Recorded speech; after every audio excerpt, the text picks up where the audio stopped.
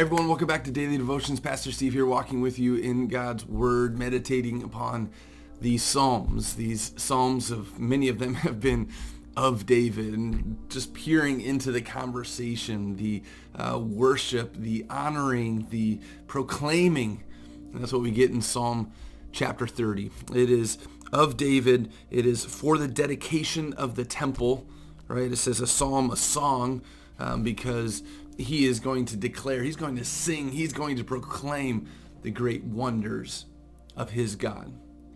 And not just of what could be coming forward, but who is his God and what he has done, what he will continue to do. So he has saved David. He has declared him king. He has anointed him with the future of what he can bless and how he can bless his people. And so we get to see that in Psalm 30, that David is just overcome at this dedication of the temple. Now this is later on, but being able to say, when it speaks to his dedication, he's just, you deserve the best, the wonder of the world. This is what that temple is, as we get to see. I know Solomon's going to do that later, but you deserved all of the greatness, the best that we could build.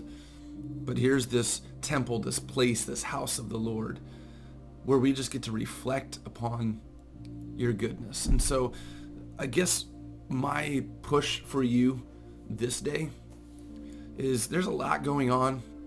We're in the season of busyness. There's a lot going on within our world. But can we pause for a second right now? Can we pause and just reflect real quickly upon the goodness of our God and what he has done for us? I think when we pause and we reflect, as what David wants us to do here, when his eyes were ever on this temple and being able to, the dedication of it, it's just reflecting upon, my God is a good God. My God isn't a good God because he's going to take me out of this situation. It could be. But my God is a good God is because he saved me. He's brought me up from the condemnation of my sin. My God is a good God because he's pursued me in love when I don't deserve to be loved.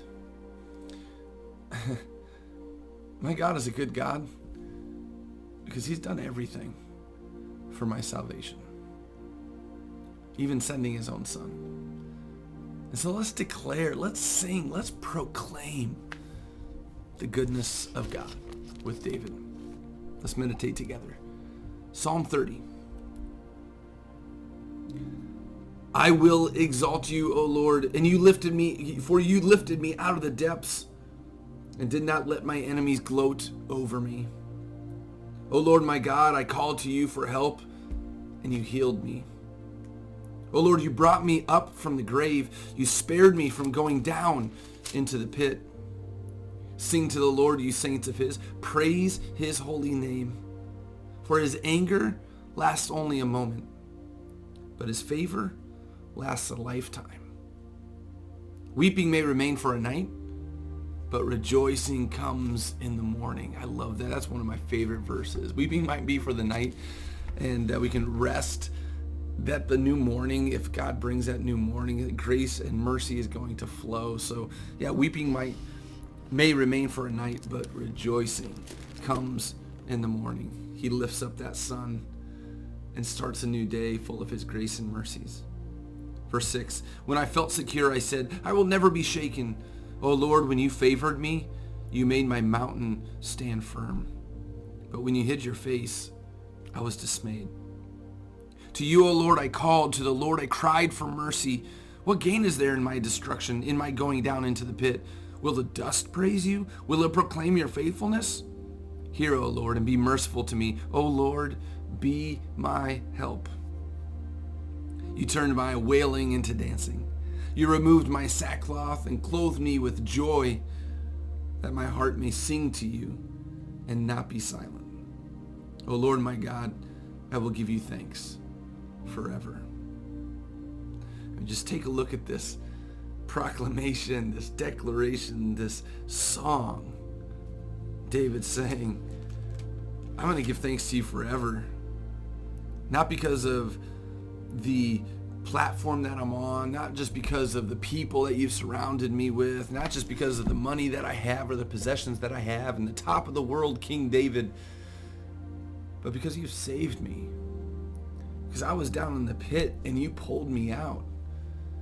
So Lord, when I feel like I'm in the pit, when I feel like I'm down in the place of nothingness, just continue to do your work, knowing that the dust won't proclaim, but I'll proclaim. So let's pause in the midst of our lives and whatever situations we find ourselves in. Let's pause and proclaim who our God is.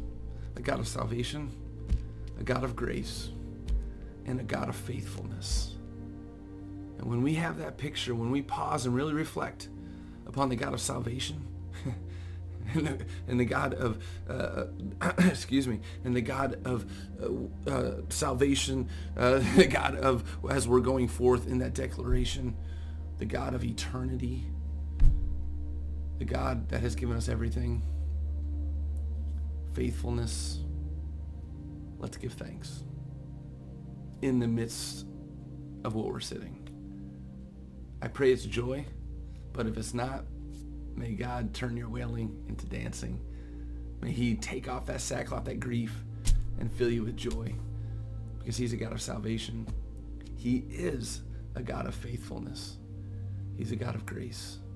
He is your God, and he is with you this day. Thanks be to God.